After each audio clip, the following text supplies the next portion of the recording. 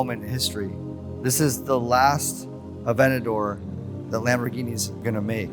This is the first metaverse supercar NFT in the world. This car is a marvel of engineering and artistry.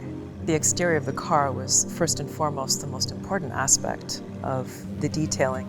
It was important for me to work with Krista. Her usage of color already puts me in a completely specific mood and environment musically.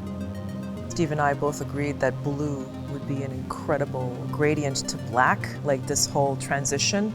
It's very cosmic. And then of course, bringing in the narrative and that story of being in the Mars sunset in the metaverse and bringing that experience into the car with gradient S-curve piping on the seats. Once I had those seeds planted in my head, then I was able to get to work on the music. And the music is something no one would even expect to be 𝗙𝗿𝗍𝗍.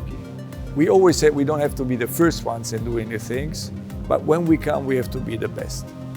And I think that we have chosen the right moment to do this shift. It's the first time that we are using a real car, the Aventador 𝗙𝗍𝗍, and we are projecting this car into the digital world. It's an end of an era, but it's also a start of a new beginning.